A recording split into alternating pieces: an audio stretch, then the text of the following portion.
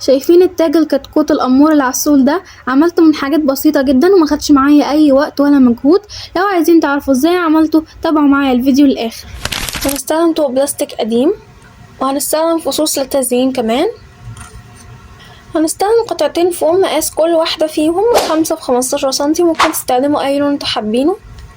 هنستخدم لاصق شفاف سيليكون، ممكن كمان تستخدموا الشمع. يلا بينا بقى نشوف الفكرة الكيوت بتاعتنا. اول حاجة كده هقص اجزاء من الطوق. هو في الغالب بيبقى سهل جدا في القص، انا هقص بس اجزاء عشان اصغره شوية، ممكن ما تصغرهوش كمان عادي. بالشكل ده كده قصيت الزيادات اهو. هستخدم بقى قطعة الفوم الفضي وهبدأ كده ان انا اقص على شكل زجزاج بالشكل ده كده. ممكن ترسموه، ممكن لو بتعرفوا تقصوه من غير رسم عادي برضو، انا هقصه من غير رسم. ممكن ترسموه عادي برضو مفيش مشكلة. من الظهر طبعا هبدأ كده ان انا اقصه اهو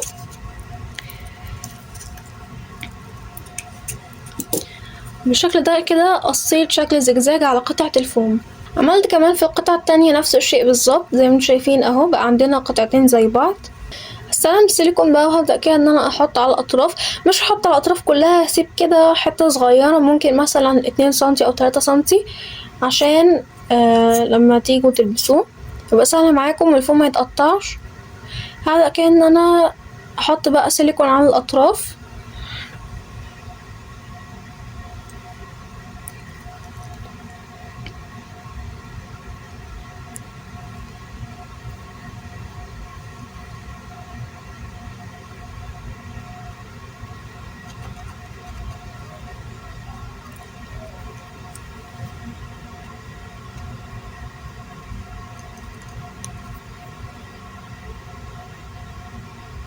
بالشكل ده كده، وسبت برضو جزء من غير سيليكون هنا في الناحية التانية. دلوقتي بقى هبدأ كده ان انا اثبت قطعة الفوم، وطبعا مش هنحطها عند الحتة اللي احنا محضرناش عندها سيليكون.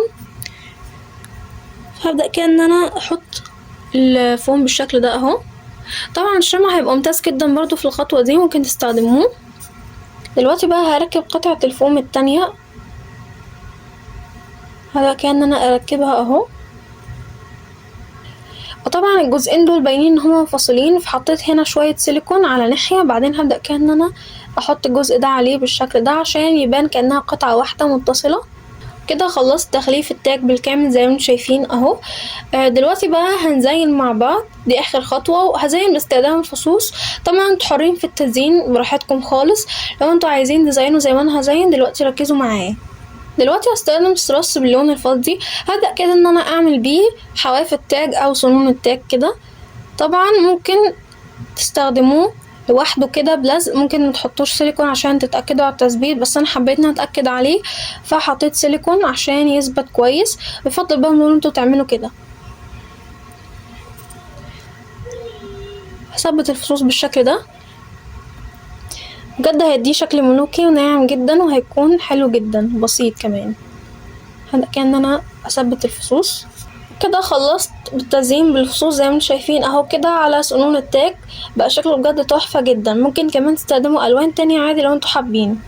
هستخدم فص على شكل وردة كده هثبته هنا، كمان هزين بفصين كده دائريين من الجنب كده، من جنب الوردة اهو من ناحيتين.